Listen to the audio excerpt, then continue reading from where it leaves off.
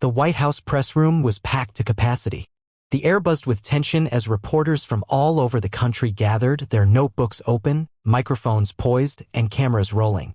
At the podium stood Karoline Leavitt, the White House press secretary, a poised young woman known for her sharp wit and no-nonsense approach. Seated in the third row with a smirk curling at her lips was Lena Whitmore, a senior journalist from the progressive news outlet Liberty Pulse. Lena had made a name for herself by going after the Trump administration with relentless aggression, and today she had her sights set on an unexpected target, Barron Trump, the son of President Donald Trump. The press conference had been moving along in its usual rhythm, questions about policy, national security, and economic strategies, until Lena raised her hand. Karoline, accustomed to handling aggressive reporters, nodded at her. Here we go, she thought. Lena stood, clearing her throat. Her voice was smooth but laced with clear hostility. Ms. Leavitt, the president's son, Barron Trump, has been living in the White House, shielded from the public eye. However, sources claim he has been influencing key discussions within the administration. Are Americans supposed to accept that an unelected, unqualified teenager has sway over national policies? A stunned silence filled the room. Even some of the more left-leaning journalists exchanged uneasy glances. Attacking the children of politicians was an unwritten rule of decency. Yet Lena had just crossed that line. Karoline's expression didn't change, but her grip on the podium tightened. She took a deep breath, her gaze locking onto Lena's with cold precision. Are you seriously asking me about the president's minor son in a policy briefing, Lena? Karoline's voice was calm, but there was a sharpness to it that sent a shiver through the room. Lena, emboldened, pushed further. I think the American people deserve transparency. If Barron is influencing political decisions, we should know. Karoline tilted her head slightly, a smirk playing at her lips. She knew exactly how to handle this. All right, let's address this head-on, Karoline said, leaning forward slightly. The energy in the room shifted. Everyone could feel it, something epic was about to go down. And Lena Whitmore was about to regret her question.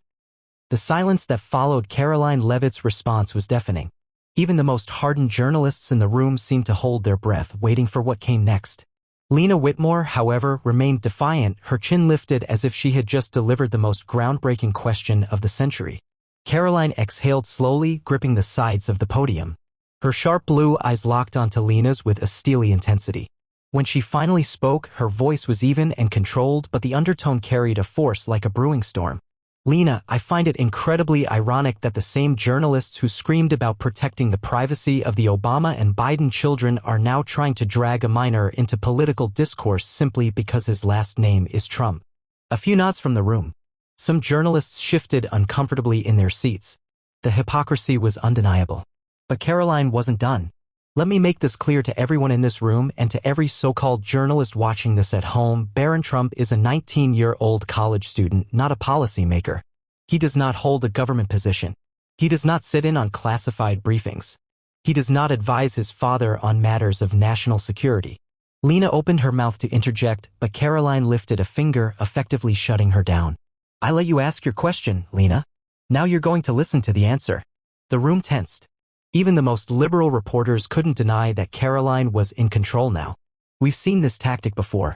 The mainstream media relentlessly hounded Barron when he was just a child, from ridiculing his appearance to making disgusting insinuations about his upbringing. You all claim to care about protecting children from the public spotlight, except, apparently, when that child belongs to President Trump.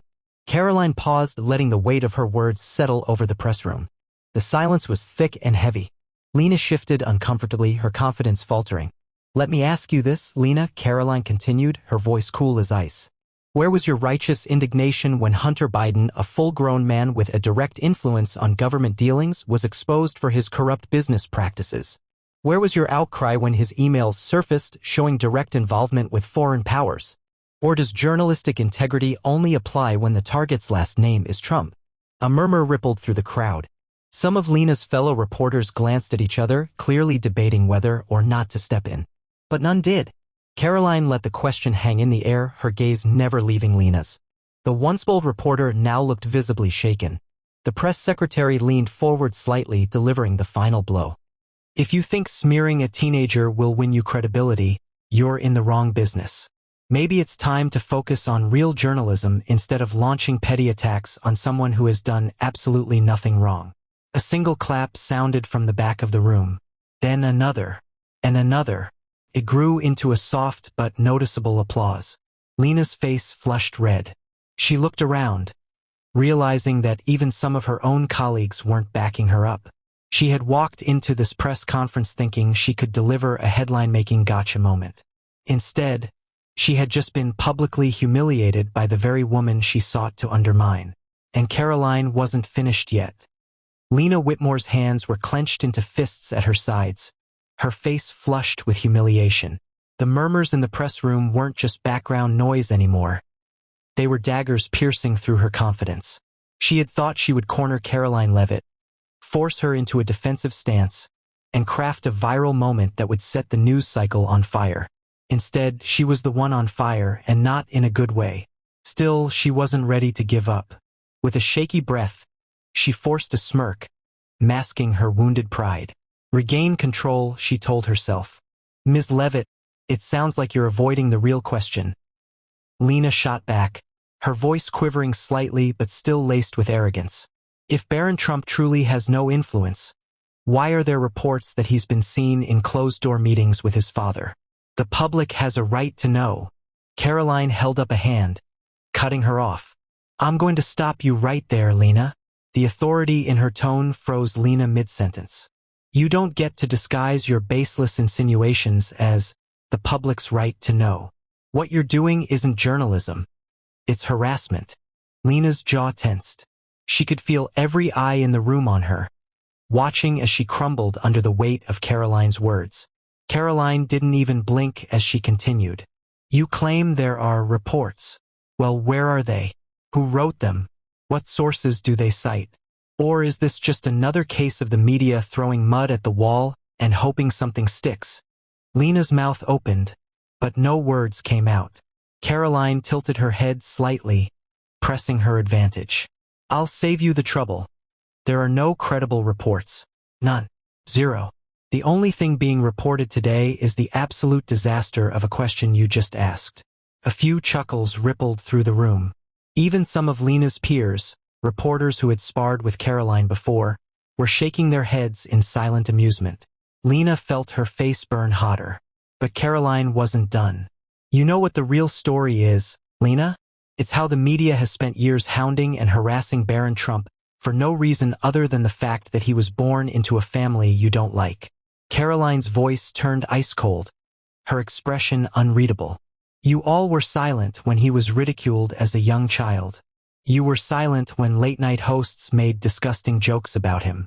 You were silent when your fellow journalists speculated about his mental health and his family life. But now, suddenly, you're concerned about his role in politics. The weight of her words hung in the air like a gavel slamming down in a courtroom. Lena's breathing grew shallow, her carefully constructed confidence shattering before everyone's eyes. She had never felt this level of public humiliation before. Then came the moment she never expected. Her eyes burned, a stinging sensation creeping up from the humiliation pooling in her chest. She blinked rapidly, desperately trying to keep the welling tears from spilling over. But it was too late. A single tear escaped, trailing down her cheek. Karoline saw it. The cameras caught it. The power dynamic had shifted completely. Lena Whitmore, the aggressive left-wing journalist, had just been reduced to tears by the White House press secretary. And Karoline Leavitt? She didn't look away. She didn't show an ounce of sympathy. She simply leaned in, lowered her voice just slightly, and delivered the final, brutal blow. If you can't handle the heat, Lena, maybe it's time you find another line of work. The room erupted. Gasps. Whispers. Stifled laughter. Lena staggered back, completely shattered. The press conference wasn't just over for her. Her credibility had just been buried. The shockwave of Karoline Leavitt's devastating takedown of Lena Whitmore didn't stop at the walls of the White House press room. The moment the press conference ended, the internet exploded. Within minutes, clips of Lena breaking down in tears went viral.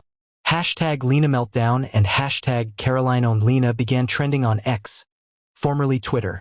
Conservative commentators were cheering Karoline's epic response, while even some left-leaning pundits struggled to defend Lena's ill-fated question. Tucker Carlson, in his signature sarcastic tone, posted, Lena Whitmore just got body-slammed by Karoline Leavitt. Maybe next time, she should try doing actual journalism instead of attacking a teenager. Ben Shapiro wasn't far behind. This was the worst cell phone I've seen in years. Lena tried to manufacture a scandal and ended up crying on live television. Chef's kiss. Even Elon Musk, never one to shy away from controversy, chimed in. Brutal, but well-deserved. On the other side of the spectrum, liberal media outlets scrambled to spin the narrative. CNN, MSNBC, and the Washington Post attempted to defend Lena, framing the incident as a coordinated attack on a journalist simply for asking questions. The Guardian published a headline, White House Press Secretary Bullies Journalist to Tears. What this means for press freedom. But the damage was already done. Even among left-wing journalists, there was a quiet acknowledgement. Lena had overplayed her hand. Attacking a teenager had crossed a line that even many of her colleagues weren't willing to defend. Meanwhile, inside the White House, Karoline Leavitt was unfazed. As she walked through the hallways, aides and staffers greeted her with hushed admiration. Some even clapped her on the back as she passed. She finally reached the Oval Office, where President Donald Trump himself was waiting. He was leaning back in his chair, watching the clip of her obliterating Lena Whitmore on his phone. As Karoline stepped in, Trump looked up and grinned. That, he said, pointing at the screen, was beautiful. Just beautiful. Karoline smiled. Just doing my job, Mr. President. Trump chuckled, setting his phone down. Liberal media has been gunning for Barron for years. They think they can take cheap shots at my family and get away with it. You just showed them that they can't. Karoline nodded. They'll try again. They always do. Trump leaned forward, his expression serious now. And when they do, I want them to know we won't back down. Ever. Karoline's smile widened. Don't worry, Mr. President, she said, her voice steady. I'll be ready. Lena Whitmore sat in the back of her private car, her fingers trembling as she scrolled through her phone. Her notifications were flooded, hundreds of messages, most of them brutal. Her colleagues weren't defending her the way she had expected. Some had reached out with half-hearted sorry you had to go through that messages, but others had simply distanced themselves. Her employer, Liberty Pulse, had already issued a lukewarm statement. We stand by our journalist, Lena Whitmore, and support her right to ask tough questions. That said, we do not condone personal attacks on members of the press. She knew what that meant. They were leaving her out to dry. She opened her email, her worst fears confirmed. A message from her editor. Subject, urgent discussion required.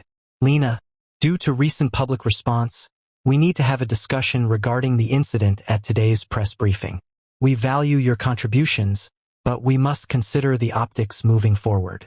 Let's meet tomorrow at 9 a.m. Then, consider the optics.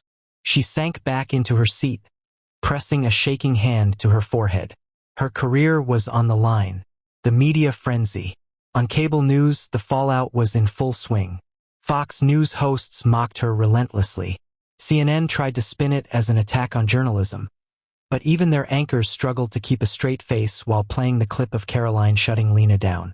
And on social media, it was a bloodbath. Meme after meme flooded X and TikTok. One of the most viral clips was edited to slow motion, zooming in on the moment Lena's tear slipped down her cheek with the caption, "When you realize you just ended your own career."